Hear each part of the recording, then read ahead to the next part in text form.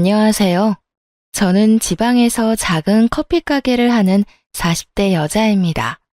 살면서 요즘처럼 평온하고 행복했을 때가 있었나 싶을 정도로 좋은 날들을 보내고 있어요. 불과 몇 년 전만 해도 제 인생 자체가 사랑과 전쟁 축소판이란 생각이 들 만큼 막장과 다름이 없었는데 모든 순간을 잘 넘기고 나니 이런 순간도 다 오더라고요. 여유가 생긴 요즘 전 다른 분들의 사연을 들으며 무료한 시간을 보내곤 하는데요. 이토록 애정하는 채널에 제 사연을 소개한다고 생각하니 떨려오네요. 그래도 최선을 다해 사연을 적어보내니 다들 잘 들어주셨으면 감사하겠습니다. 그러면 시작해 볼게요. 남편과 저는 24살 결혼을 했어요. 네, 다들 예상하시다시피 혼전 임신이었습니다. 그 당시 군대를 갓 전역한 남편과 직장 생활을 막 시작한 저는 친구의 소개로 만나 연애를 시작하게 되었고 혈기왕성한 시기답게 예상치 못한 임신으로 서둘러 결혼까지 하게 되었습니다. 물론 사랑하기도 했었죠. 아무리 아기가 생겼다고 한들 사랑하지도 않은 남자랑 결혼할 수는 없는 노릇이니까요. 하지만 사랑보다는 임신이 이른 결혼에 더 큰 이유가 되었다는 사실을 부인하지 않아요. 뱃속에 생긴 생명을 지켜야 한다는 생각이 강했고 남편 역시 저와 생각이 같았던 터라 결혼을 약속하게 되었죠. 처음 예비시댁에 찾아가 임신 사실을 알렸더니 감사하게도 이렇게 말해주더군요. 그래, 너희 뜻이 그렇게 확고하다면 우리 뜻이 뭐가 중요하겠니? 우리가 살아주는 인생도 아니고 우리가 그 아기의 부모가 되어줄 것도 아닌데 말이다. 지금 생각하는 것보다 부모가 된다는 건 더 힘든 일일 거다. 그럴 때일수록 남자가 더 잘하고 더 많이 배려해줘야 해. 알겠지, 아들? 그럼 내가 얼마나 잘하는데. 엄마는 그런 걱정은 하지도 마. 앞으로 이 엄마가 두고 볼 거야. 네 첫눈에 눈물 나게 하면 이 엄마가 가만 안 둘 거니까 그런 줄 알아. 아가, 우리 집에 와줘서 고맙다. 앞으로 모자란 내 아들 잘 부탁한다. 시댁에선 저희의 결혼을 응원해 주셨고 다행스럽게도 저희 부모님 역시 저희 뜻을 받아들여 주셨어요. 그렇게 결혼을 하게 된 저흰 어느새 20년 남짓한 시간이 흘러 20살의 아들을 둔 40대 중반 젊은 엄마 아빠가 되었습니다. 저희는 결혼을 하는 순간부터 시댁과 친정 모두 가까운 곳에 살고 있었어요. 시댁엔 아들이 10살이 되던 해에 당뇨병 합병증으로 인해 시부가 돌아가시고 친정엔 제가 결혼을 하고 얼마 되지 않아 엄마가 돌아가셔 아빠가 혼자 계신 상태였기 때문이었죠. 처음엔 그냥 얻다 보니 가깝게 얻은 것이었는데 살면서 상황이 그렇게 되다 보니 당연스럽게 가까운 곳에 살게 되었던 것이었어요. 시댁엔 시누이가 있긴 했지만 남편이 불안해했고 저는 외동이었던 터라 시댁 친정 모두 가깝게 있는 것은 저희 두 사람에겐 여러모로 옳은 결정이었죠. 워낙 어린 나이에 한 결혼이라 그런지 신혼 때는 정말 하루가 멀다 하고 싸웠던 기억이 있어요. 저는 저대로 임신을 한 상태라 인생 최고의 예민한 시기를 보내고 있었고 남편은 남편대로 가장이 될 준비가 되지 않은 상태에서 가장 노릇을 하느라 힘이 드는 시기였죠. 임신이라는 이유가 있기도 했지만 그만큼 남편을 많이 사랑했기에 한 결혼이었는데 초반부터 사소한 것들로 다툼이 잦아지니 너무 힘이 들더라고요. 혼자 마음을 다스리고 인내하기엔 저 역시 어렸기에 참 외롭기도 하고 힘들기도 했어요. 그럴 때마다 저를 위로해주고 보듬어줬던 건 다름 아닌 시모였어요. 아가, 요즘 많이 힘들지? 네? 아니에요. 제가 뭐가 힘들어요. 집에서 쉬고 있는데요. 임신한 애가 쉬어도 그게 쉬는 거니? 몸 한번 움직이는 것도 쉽지 않고 먹는 걸 하나 마음대로 마음 편히 먹을 수가 있냐? 스트레스 받는다고 술 한 잔을 먹을 수나 있나? 한창 놀기 좋아하는 나이에 집구석에 처박혀서 그러고 있지 않니? 말은 안 해도 너 힘든 거 다 안다. 어머님, 전 괜찮아요. 그렇지 않아도 감정선이 뒤죽박죽 하던 터라 시모의 말에 울컥하며 갑자기 눈물이 왈칵 쏟아져 내리더군요. 저의 눈에선 괜찮다는 말과는 달리 눈물이 계속해서 쏟아져 내렸고 그런 저를 어머님이 꽉 안아주시더라고요. 그래, 그래. 내가 네 맘 다 안다. 나도 네 남편 어릴 때 낳아 키웠어. 엄마가 어리면 그만큼 좋은 점도 있지만 좋은 만큼 엄마가 희생해야 하는 부분도 크단다. 그래서 너희가 임신했다는 사실을 알려왔을 때 고민스럽기도 했어. 세인이가 너무 많은 희생을 해야 하는 현실을 알고 있었으니까. 그런데 세이야, 이 시기가 지나고 아기가 태어나면 이 고생들과 희생들을 다 보답받을 수 있는 날이 분명 온단다. 그날이 오기 전까진 내가 너에게 힘이 되어줄 테니 힘든 일이 있으면 언제든 내게 말하거라. 많이 힘들었던 신혼 초에 시모의 이런 말과 행동들이 저에게 얼마나 큰 위로가 되었는지 모릅니다. 시모는 늘 저의 편에 서서 저의 입장에서 생각해주며 저를 친딸처럼 아껴주셨고 시누이는 무관심으로 저에게 마음을 써주었어요. 언니, 내가 언니한테 관심이 없는 게 아니라 제가 괜히 언니 생각한답시고 나서는 게 언니한테는 스트레스일 수도 있을 것 같아서 가만히 있는 거예요. 그러니까 제가 너무 무관심하다고 섭섭해하시면 안 돼요. 저 언니 많이 좋아해요. 혹여나 제가 오해할까봐 이런 말까지 자주 해주곤 했었죠. 이렇듯 생각지도 않은 새로운 가족이 생긴 대신 세상 누구보다 제 가까운 제 편이라고 생각했던 남편이 변하기 시작하더군요. 처음엔 준비되지 않은 가장 노릇을 한다고 아기를 출산하고 난 후엔 일하고 돌아와 피곤하다는 핑계로 저와 아들을 멀리하더라고요. 그때 처음 저희 부부에게 고비가 왔던 것 같아요. 저는 그때 그 핏덩이 아들을 데리고 이혼까지 해야 하나 진지하게 고민을 하기도 했으니까요. 이런 저의 마음을 어떻게 아셨는지 시모가 저희 부부를 부르더니 그 자리에서 아주 호되게 남편에게 잡아댔었죠. 이놈아, 너 돈 버는 게 유세야? 그까짓 돈 얼마나 번다고 그딴 되지도 않은 유세질에 뻑하면 짜증이나 내고. 내가 뭘, 나 유세 부린 적도 없고 집사람한테 짜증낸 적도 없어. 어디서 거짓말이야? 너 내 앞에서도 네 마누라 홀대하면서 짜증낸 적이 한두 번인 줄 알아? 혹시 너 그런 자각도 못하고 짜증냈던 거야? 아니, 그게 아니라. 엄마, 내 말 좀 들어봐. 듣긴 뭘 들어? 안 봐도 비디오지. 너 이러려고 세이 임신시키고 결혼한다고 난리 부렸던 거야? 그 꽃다운 나이에 너 하나 믿고 애엄마가 된 세이를 이딴 식으로 대하려고? 내가 널 이딴 식으로 키웠어? 어디 꼴값지도 않게?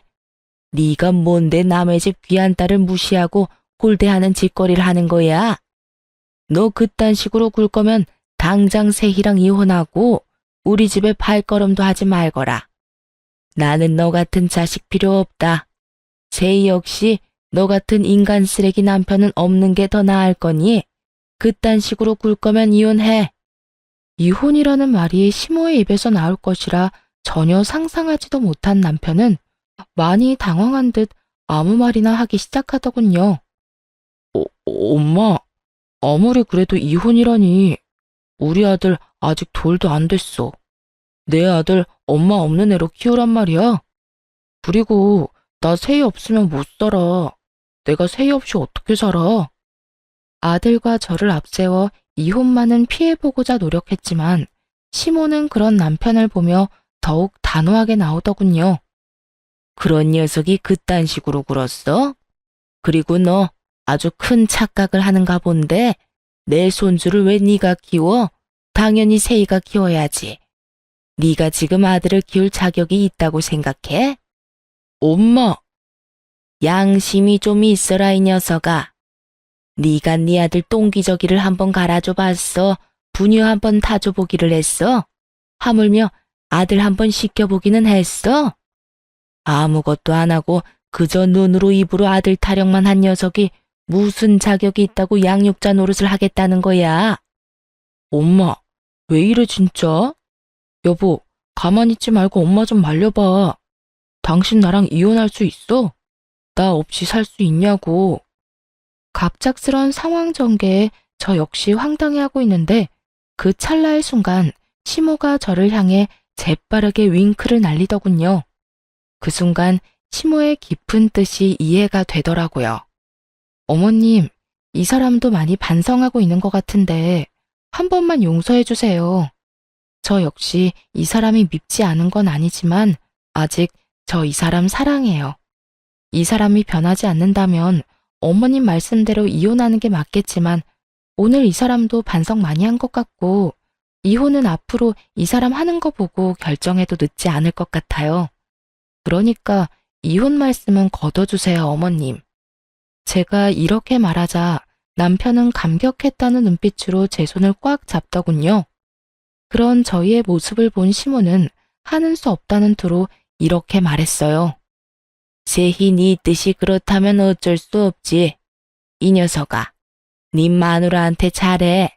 나 같으면 당장 이혼했어. 너 같은 녀석 뭐가 좋다고 또 기회를 주라는 건지. 네 복 네가 차는 짓거리 하지 말고 있을 때 잘하란 말이야. 여보, 내가 미안해. 이런 상황이 되니까 내가 얼마나 잘못했었는지 알겠더라. 넌 정말 당신이 이혼하자고 하면 어떻게 해야 하나 무섭기까지 하더라니까. 내가 잘할 테니까 지켜봐줘. 정말이야. 남편은 시모의 계획대로 깊은 반성을 한 듯 했고 결혼하고 처음 맞이한 고비를 잘 넘길 수 있었습니다. 그 후 남편의 언행은 정말 거짓말처럼 변해가더군요.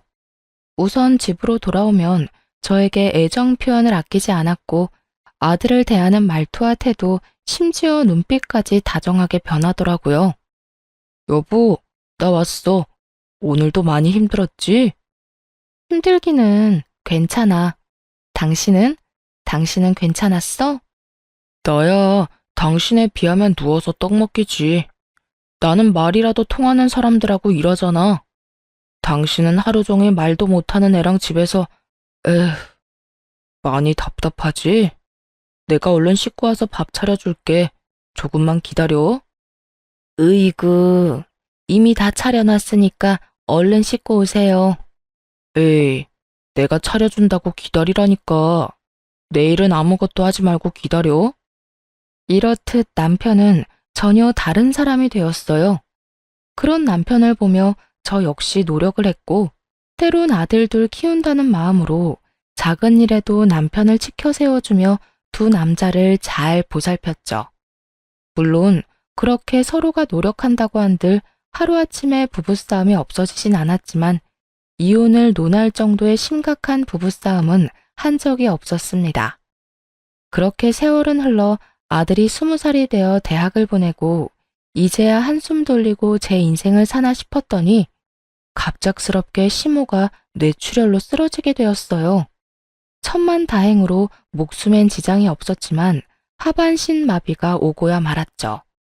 시모 혼자서는 도저히 생활이 불가능한 상태였고 하나 있던 시누이 역시 결혼을 하며 지방에서 생활하고 있던 터라 시모의 간병은 제가 맡아야만 하는 상황이었어요. 그런 상황이 불만이었냐고요? 천만에요. 시모는 저에게 있어 정말 친정엄마와 같은 존재였고 그랬기에 전 당연하다는 마음으로 저희 집으로 시모를 모시고 왔습니다. 조금의 고민도 하지 않고 시모를 모시고 오는 저를 보며 남편 역시 처음엔 고마워했죠. 여보, 정말 고마워.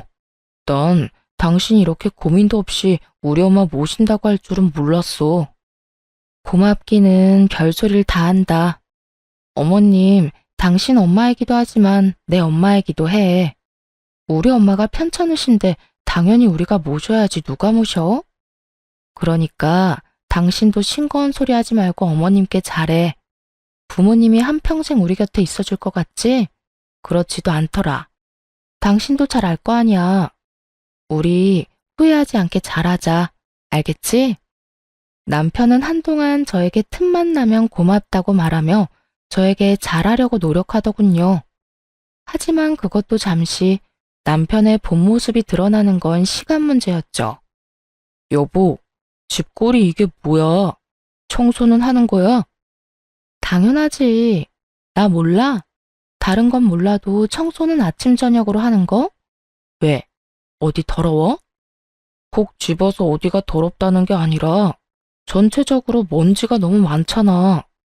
집에만 오면 숨 쉬는 게 답답한 게 목도 칼칼하고. 하여튼 요즘 집에만 왔다 하면 이상하게 아픈 것 같다고.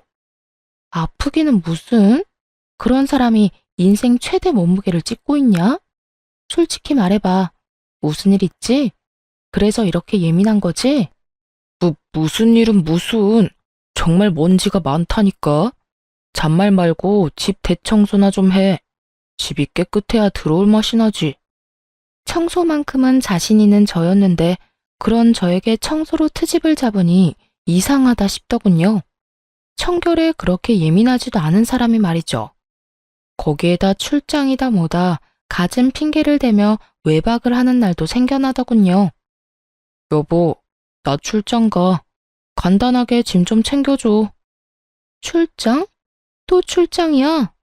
이때껏 출장이라고는 없더니 요즘 출장이 잦네? 그만큼 당신 남편이 회사에서 인정받고 있다는 뜻이잖아. 중요한 출장을 아무나 보낼 수가 있어? 다 내 능력이 출중하니까 날 믿고 다녀오라는 거야. 그러니까 당신도 잔말 말고 짐이나 제대로 싸줘. 알겠다, 알겠어. 며칠이나 걸려? 2박 3일. 이번엔 가서 그 지역 거래처는 다 돌고 오라고 해서 이틀은 걸릴 것 같아. 알겠어. 말은 알겠다고 했지만 그 말을 다 믿진 않았던 것 같아요. 갑자기 변해버린 남편과 그와 동시에 잦아지는 출장. 아무리 눈치가 없는 사람이라도 무언가 석연치 않은 일이 벌어지고 있다는 걸 알아채지 않겠어요? 저 역시 무언가 석연치 않다 싶긴 했지만 시모를 신경 쓰느라 애써 모른 척하며 남편을 믿으려 노력했던 것 같아요. 지금 생각하면 참 바보 같지만 그땐 그게 최선이라고 생각했어요. 그러면서도 설마 내 남편이 다른 건 몰라도 바람은 피울 리가 없다고 그저 머리도 복잡하고 집에 와봤자 제대로 쉬지도 못하니 며칠 바람이라도 쐬러 가는 모양이다 하고 생각하기도 했었고요. 이런 남편의 변화를 시모가 눈치채지 못할 리 없었고 어느 날은 시모가 남편을 불러 앉혀놓고 한 소리할 심상으로 남편을 불렀어요. 아범, 여기 와서 좀 앉아보거라. 왜요? 나 오늘 회사 일 처리하느라 피곤해. 나중에 이야기해. 나중은 무슨? 지금 당장 해야 할 이야기니 얼른 와서 앉아보래도. 이 어미가 널 붙잡고 몇 시간씩 이야기할 것도 아니고 고작 몇 분 이 어미랑 이야기 나누는 것도 힘든 게야? 아, 진짜. 엄마까지 왜 이래? 나 피곤하니까 나중에 이야기하자는 부탁이 들어주기 힘들어. 내가 이래서 집에 들어오기 싫은 거야. 집이라도 들어오면 마음이 편하기를 하나, 누구 하나 내 마음 이해해주는 사람이 있길 하나. 에이, 정말. 남편은 갖은 성질을 부리더니 그대로 시모의 말을 무시한 채 집을 나가버리더군요. 그런 남편의 태도에 시모는 큰 실망을 느낀 듯했고 저 역시 그런 남편에게 그 어떤 기대조차 가지지 않게 되었습니다. 부모에게 저딴 식으로 하는 인간에게 기대를 가져봤자 시간 낭비겠다 싶었으니까요. 그렇게 저희에게 실망감을 안겨준 남편은 외박을 하지 않는 날엔 늦은 밤 집으로 돌아와 잠만 자고 나가버리더군요. 상황을 풀어보겠다는 의지조차 없는 사람처럼요. 저 역시 그런 남편에게 그 어떤 행동도 취하지 않으려 그저 시모를 잘 보살피는 것에 온 신경을 쏟으려 노력했어요. 그렇게 한 집에 살지만 남남처럼 지내던 어느 날 시모가 저를 불러 앉히더니 진지한 얼굴로 서류 봉투 하나를 건네주더라고요. 그 봉투 안엔 남편이 낯선 여자와 외도를 저지르는 모습이 담긴 사진과 상간녀의 나이부터 사는 곳, 하는 일까지 세세하게 적힌 종이가 들어있더군요. 손이 덜덜 떨려오고 믿을 수 없는 사실에 생각마저 멈춰버리더군요. 그 순간 시모가 저의 손을 잡아주었고 그제야 정신을 차린 제가 마음을 가다듬고 시모에게 물었어요. 어머님, 이게 다 뭐예요? 내가 참 할 말이 없구나. 내가 아무래도 이 녀석 하는 꼴이 수상해서 돈 주고 사람을 붙여봤더니 이 녀석이 결국 너한테 이런 잘못까지 저지르고 있더구나. 어찌해야 할 바를 모르겠더라고요. 그 자리에서 무너져 내리기엔 시모의 걱정이 너무 클 것 같고 그렇다고 아무렇지 않은 척하기엔 밀려오는 배신감이 너무나도 컸으니까요. 시모는 이러한 제 심정을 다 안다는 듯 이렇게 말하더군요. 거기에다 다른 건 몰라도 외도만은 아닐 거라고 그렇게 믿고 또 믿었는데 그렇게 제 두 눈으로 다 보고 나니 상황을 받아들이게 되면서도 애써 부인하고 싶기도 한 이중적인 생각이 머릿속을 복잡하게 만들었어요. 세희야, 너 이혼해. 나 걱정하지 말고 그냥 이혼하거라. 너도 알다시피 나한테 내 한 몸 건사할 만큼의 돈은 충분히 있어. 요즘 돈만 있으면 요양원도 천국이라고 하더라. 그러니까 내 걱정하지 말고 너도 네 갈 길 가. 애도 이제 다 컸겠다. 여기서 발목 잡혀 살지 말란 말이야. 어머님, 아무리 그래도 제가 어머님을 두고 어떻게 이혼을 하겠어요. 그리고 요양원이라뇨. 아무리 좋은 요양원이더라도 자식들이 자주 오가야 하는데 아범이 그럴 리도 없고. 아무튼 안 돼요, 어머님. 아니다, 아니야. 말만이라도 고마우니 이혼하거라. 너 아직 40대 중반밖에 안 됐어. 넌 어떻게 생각할지 몰라도 아직 꽃다운 나이란 말이야. 얼마든지 새 출발할 수도 있고 아직 뭐든 시작할 수 있는 나이야. 그러니까 이혼하고 새 출발해. 평소 강직하던 시모는 이렇게 말하며 울고 있더라고요. 저에 대한 미안함과 아들에 대한 배신감이 뒤섞여 한참을 우시는데 저도 함께 울어버렸습니다. 그렇게 폭풍 같은 날이 지나고 시모는 저에게 시간이 날 때마다 이혼을 이야기하고 있었고 전 저대로 고민에 빠져 있었어요. 남편 놈만 생각하자면 당장이라도 그 머리털을 다 뽑아놓고 이혼을 해도 모자랄 지경이었지만 그렇게 이혼을 해버린다면 시모가 제 명에 살지 못할 것이 뻔했으니까요. 그렇다고 해서 어머님을 위해 그 모든 걸 인내하고 살자니 제가 화병이나 죽을 것만 같았고요. 이렇듯 저의 고민이 깊어지던 어느 날, 저의 깊은 고민을 날려주는 사건이 일어났어요. 갑자기 건강하시던 아빠가 쓰러진 것이었어요. 다행히 건강엔 이상이 없었지만 나이도 있으신지라 한동안 병원에 지내며 여러 검사와 안정을 취하기로 했습니다. 시모에 이어 아빠까지 이런 일이 일어나니 정말 심적으로 너무 힘들더군요. 거기에다 남편까지 그 모양이니 어디 마음 들 곳 하나가 없어 더욱 힘들었어요. 그런데 그런 저에게 집으로 돌아온 남편이 다짜고짜 핵폭탄급 난리를 부리기 시작했어요. 이야기 다 들었어. 장인어른 병원 입원하셨다며? 그건 또 어떻게 알았대? 엄마가 전화 왔더라. 그래서 하는 말인데 난 장인어른까지 모실 생각 없으니까 그렇게 알고 헛소리 할 생각도 하지 마. 뭐라고? 난 장인어른까지 모시고 살 생각 없다고.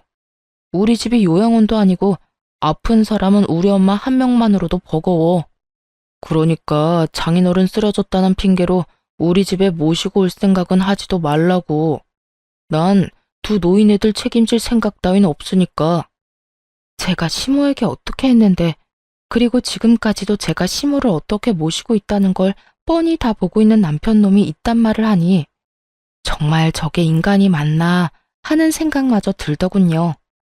아무리 상간녀에 미쳐 제정신이 아니라고 한들 인간으로서의 도리가 있는 것인데 그 순간 남편 새끼는 도리란 없는 인간처럼 굴고 있었어요. 저희 아빠, 저도 생각 같아선 집에서 모시고 싶은 마음이 굴뚝이었습니다. 하지만 아시다시피 여자 힘으로 아무런 도움도 없이 혼자 아빠를 돌본다는 것이 거의 불가능에 가까운 일이란 걸 저는 누구보다 잘 알고 있었어요.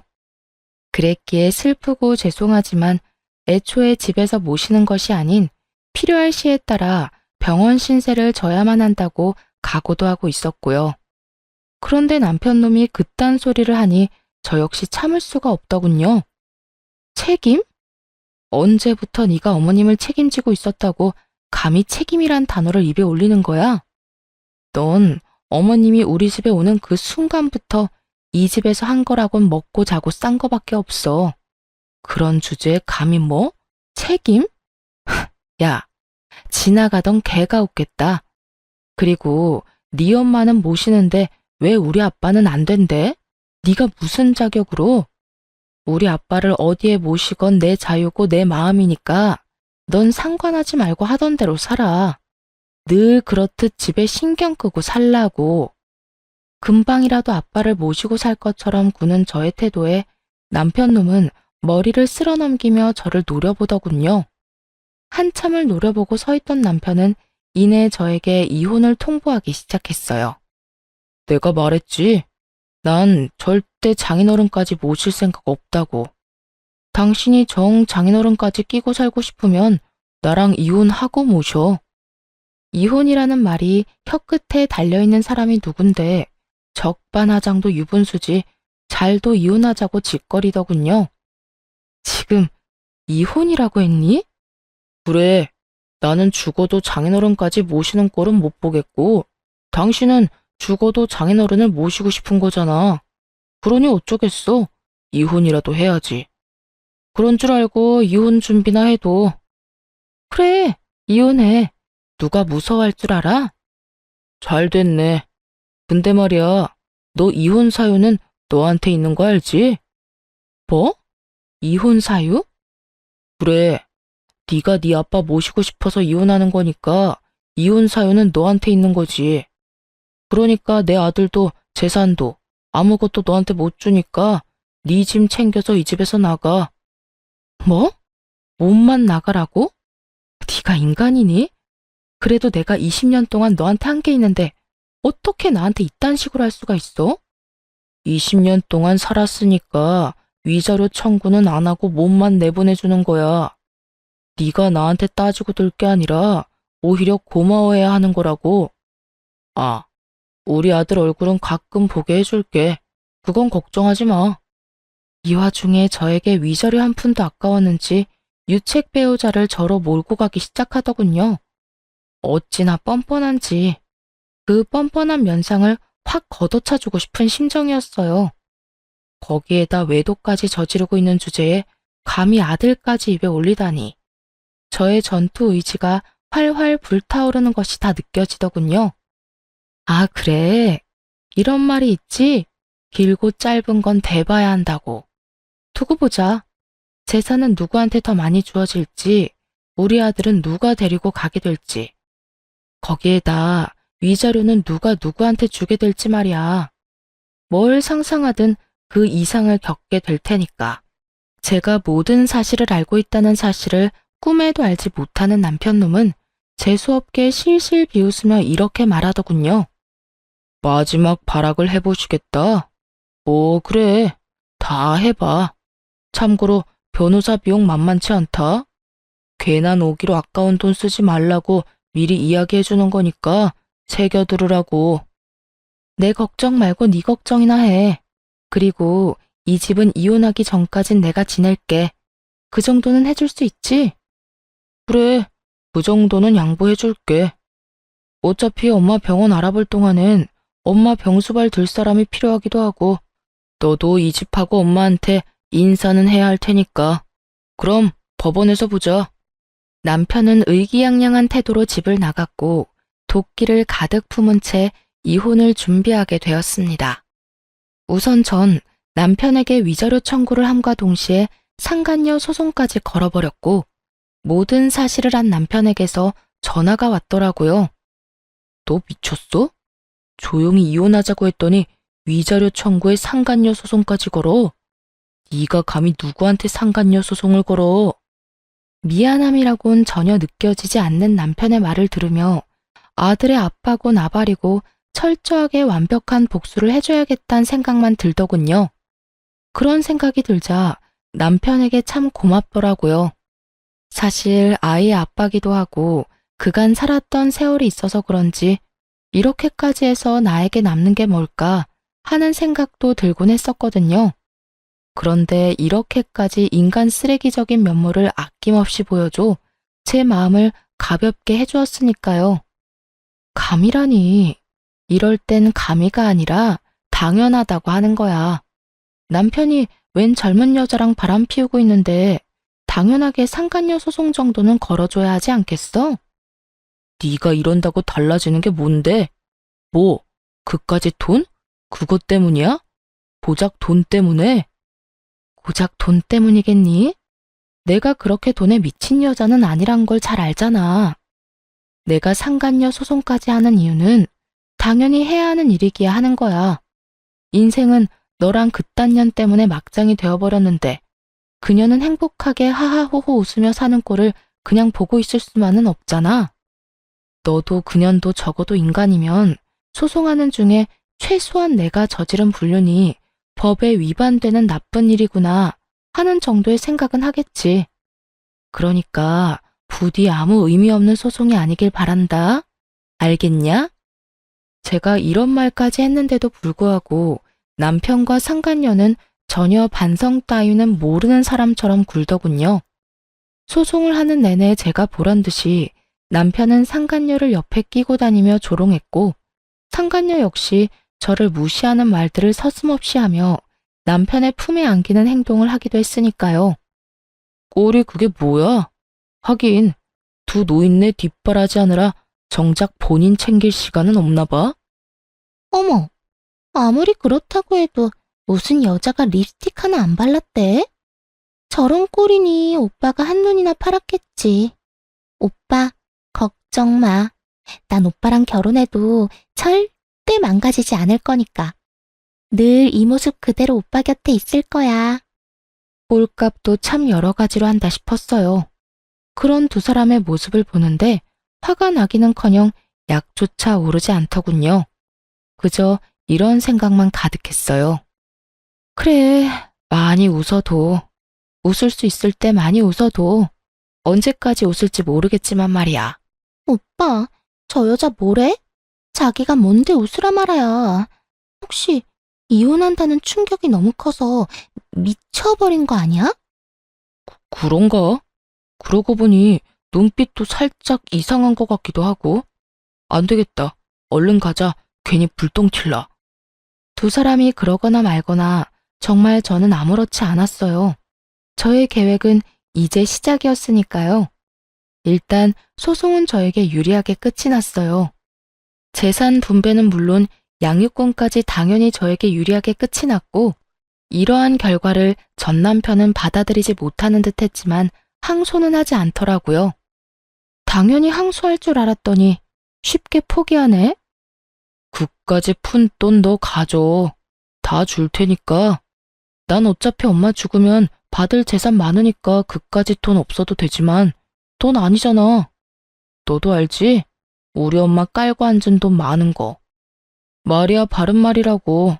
너도 그 돈 노리고 이때껏 걷지도 못하는 노인네 똥수발까지 들어가며 그 수고를 한 거 아니냐. 그런데 어쩌냐? 그 노고가 헛된 고생이 되어버렸네? 그래도 뭐 한 푼도 못 받은 건 아니니까 너무 억울해 말라고. 이제 이혼도 했으니까 앞으로 두 번 다신 보지 말자. 역시는 역시라고. 전 남편은 역시 저와 시모가 예상했듯 당연하다는 듯 시모의 재산을 자신의 재산처럼 여기고 있더군요. 그 꼴을 보고 있는데 어찌나 한심하고도 웃기는지. 그만 참지 못하고 웃음이 터져나와 버렸지 뭐예요? 그도 그럴 것이 시모는 이미 재산 정리를 끝낸 상태였기 때문이었어요. 아, 미안. 당신 말 듣고 있으니까 참을 수가 있어야지. 미친 사람처럼 웃는 저를 보며 남편은 어리둥절한 표정을 지어 보였고 상간녀는 제가 병균이라도 되는 듯 남편의 뒤로 숨어버리더군요. 아, 너 모르고 있구나. 하긴 어머님께 관심이 전혀 없으니까 몰랐을 수도 있겠다. 그게 무슨 말이야? 내가 모르긴 뭘 모른다는 말이야. 네가 그렇게 믿고 있는 그 재산, 그거 이제 없어. 그러니까 그 재산이 왜 없냐고. 없긴 왜 없어? 나하고 내 아들한테 사이좋게 나눠주셨으니까 없지. 그렇습니다.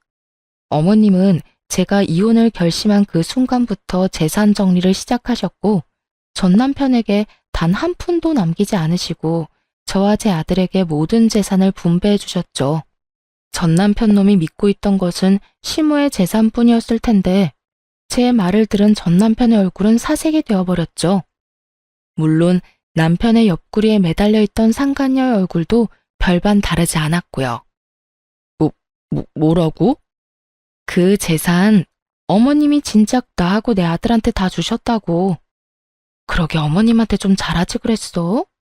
여자한테 미쳐서 가정이고 부모고 다 내팽개치고 발정난 개새끼처럼 발발거리고 다니더니 꼴 좋다. 뭐? 발정난 개새끼? 너 말 다 했어? 다 했겠니? 너한테 하고 싶은 말 다 하려면 차일 밤낮을 해도 모자랄 지경이야. 그런데 내 할 말 다 해봤자 뭐가 달라지겠니? 인간 말종이 사람이 되기를 하겠어? 반성이란 걸 하기는 하겠어? 너 진짜 말 그따위로밖에 못해? 다 됐고, 우리 엄마가 재산을 다 너희한테 줬다니 그게 다 사실이야? 그럴 리가 없잖아. 우리 엄마가 왜? 전 남편은 믿을 수 없다는 듯 저에게 되물어왔고 상간녀는 화가 많이 난 듯 남편을 흔들며 울부짖더군요. 이게 다 무슨 소리야, 오빠? 그러면 오빠가 받을 재산이 하나도 없단 말이야? 이건 오빠 말이랑 달라도 너무 다르잖아. 아니, 다른 정도가 아니라 이건 거의 사기라고. 사기라니. 다른 사람도 아니고 자기가 나한테 어떻게 그런 말까지 해? 그럼 내가 이 상황에 우리 오빠 최고다, 우리 오빠 제일 좋아 하면서 엉덩이라도 두들겨 줄 거라 생각했어? 오빠가 뭐라고 그랬어? 이혼하고 나면 그 노인네 재산은 다 오빠 거라며. 그 돈으로 나 호강시켜준다고 했어, 안 했어? 그랬지. 그랬는데 내가 뭐 엄마가 그럴 줄 알았냐? 나도 몰랐다고. 몰랐다고 하면 다야? 이제 나 어떻게 해? 내 인생 어떻게 책임질 거야? 내 나이가 몇 살인데 상간녀 딱지 붙이고 어떻게 살라고. 이러려고 내가 오빠 만난 줄 알아? 저기 진정하고 내 말 좀 들어봐. 사랑이라고 그렇게 자부하더니 그 대단한 사랑도 돈 앞에선 별 수 없더군요. 제가 있다는 것도 있고 저리 속내를 다 내비치는 꼴을 보니 말이에요. 저기 싸움은 집에 가서 하도록 하고 이제 다 알았으니까 혹여나 어머님 찾아가서 재산 내놓으라 하면서 행패 부릴 생각은 하지도 마. 하긴 찾을 수나 있을지 그것도 의문이다마는. 그건 또 무슨 소리야? 우리 엄마 어디 갔어? 네 엄마를 왜 나한테 찾니? 도대체 네 엄마한테 관심이 있는 거야, 없는 거야? 그거야. 당신이 이때까지 모시고 있었으니까 그렇지. 참 못났다, 못났어. 얼마나 못났으면 자기 낳아주고 키워준 엄마를 이혼한 마누라한테서 찾냐? 하긴 누굴 욕하겠어? 그런 인간인 줄도 모르고 20년을 살 부대끼며 산 나도 미친년이지. 하여튼 재산 한 푼 없는 어머님께 이제 볼 일도 없을 테니 어머님 찾을 생각은 하지도 말고 나하고도 이젠 이혼도 했으니까 네가 했던 말처럼 앞으로 두 번 다신 보지 말자. 그렇게 전 새로운 보금자리로 돌아와 버렸습니다. 그 후 전 남편의 소식이 조금씩 들려오더군요. 그것도 빚쟁이가 되었다는 소문이요. 위자료를 주고 난 뒤에도 남은 재산이 좀 있었을 텐데 어쩌다 빚쟁이까지 되었나 싶었더니 설마 했던 일이 현실이 되었더군요. 나이가 20살이 어린 그러니까 제 아들과도 나이 차이가 얼마 나지 않는 상간녀가 그 나이 많은 유부남이 뭐가 좋다고 붙어 있었겠어요. 다들 임무와 외칠 수 있듯이 역시나 돈이었죠. 시모의 재산을 정리하며 자세히 알게 된 사실인데 시모의 재산이 생각보다 꽤 많더라고요. 그 재력을 누구보다 잘 알고 있던 전 남편은 모르긴 몰라도 시모의 재력을 앞세워 자랑하듯 말했을 테고 그 돈에 홀딱 넘어간 상간녀였기에 그 이유가 사라진 지금 전 남편의 옆을 지킬 이유가 없었겠죠. 그런 상간녀는 전 남편의 남은 재산만 아니라 전 남편의 명의로 대출까지 받을 대로 받게 해 제대로 한탕 해먹고 도망갔다는 이야기를 들을 수 있었죠. 어디 양심도 없이 아들의 여자친구라 해도 믿을 수 있는 새파랗게 어린 여자와 감히 로맨스를 꿈꾸더니 꼴 좋다 했어요. 통쾌한 소식을 듣고 난 후 얼마 지나지 않아 전 남편에게 전화가 왔더라고요. 여보, 잘 지냈어?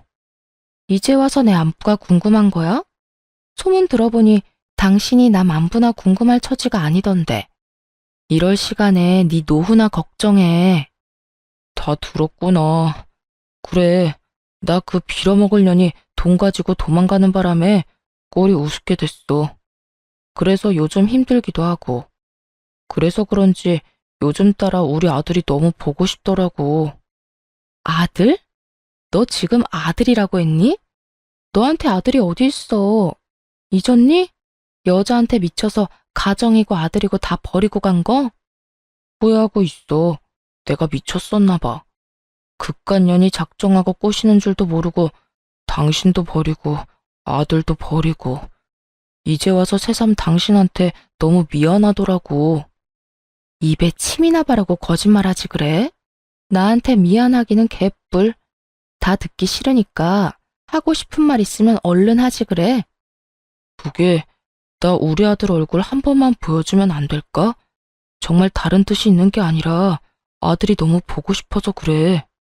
아들이 보고 싶다니 정말 구역질이 나더군요. 거기에다 다른 뜻이 있는 게 아니라는 걸 보니 다른 뜻이 있음이 뻔히 보였어요. 그건 바로 아들이 물려받은 재산임이 분명했고요. 개소리하고 있다. 다 됐고 내 아들은 너 보기 싫대. 너 죽어도 장례식장에도 갈 생각이 없다고 하더라.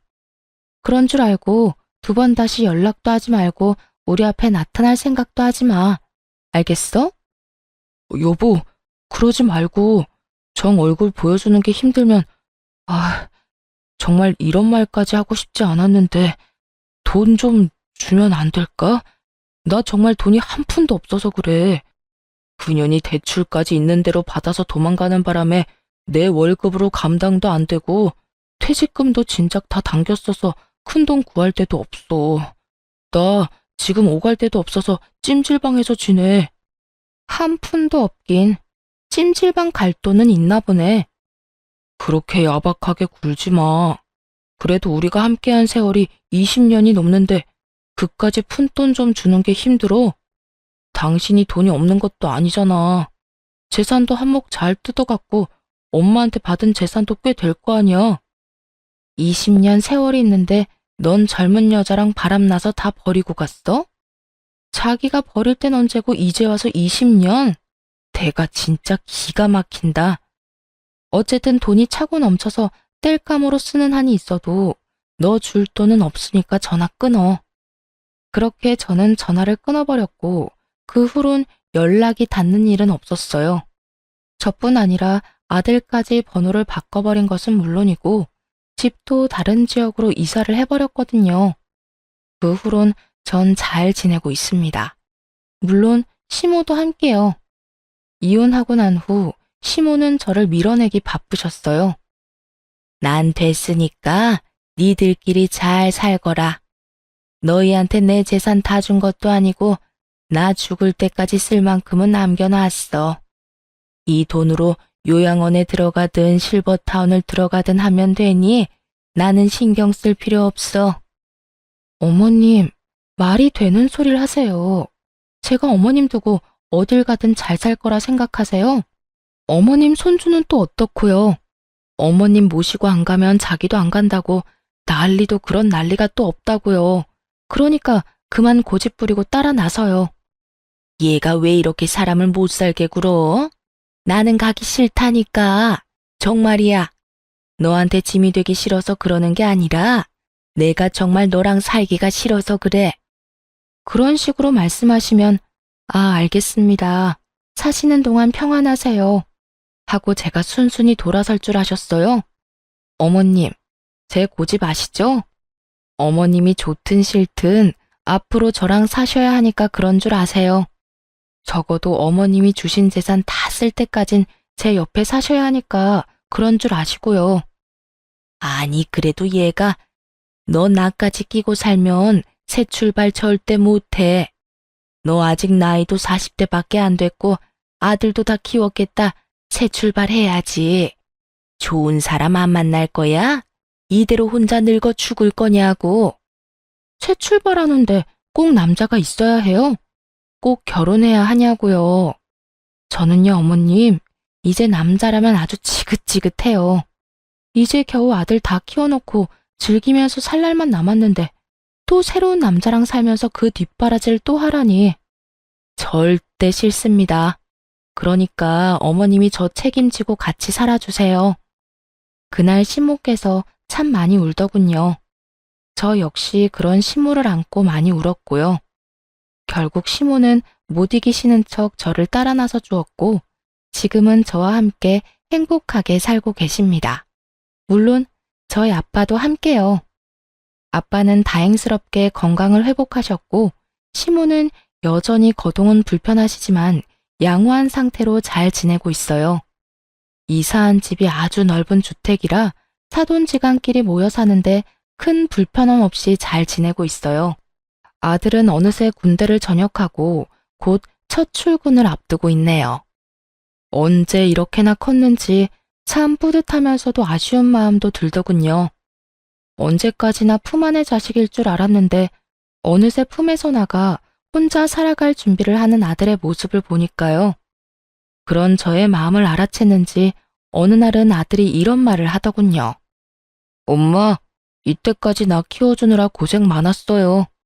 앞으로는 내가 엄마랑 할머니, 할아버지까지 잘 챙기고 효도할게요. 그러니까 엄마는 이제 엄마가 하고 싶은 거 하면서 여유롭게 행복하게 살아요. 아들, 이미 엄마는 하고 싶은 거 다 하면서 살고 있어. 그러니까 엄마 걱정, 집안 걱정하지 말고 너 하고 싶은 거 망설이지 말고 다 하면서 살아. 나도 그래요. 나 하고 싶은 거 다 해서 좋은 회사에 취직도 했고 무탈하게 군대도 전역했고요. 다 엄마가 나 잘 키워줘서 이렇게 잘 클 수 있었지 뭐. 하여튼 혹시나 엄마가 힘들면 나한테 기대줬으면 좋겠어요. 이젠 나도 컸으니까 나한테 의지도 하고 고민도 털어놓으면서 그렇게 살아갔으면 좋겠어요. 그래, 고맙다. 우리 아들이 최고네. 그런 당연한 소리를. 하여튼 사랑해요, 엄마. 눈물이 왈칵 쏟아져 나오는 걸 얼마나 참았나 몰라요. 소중한 제 아들.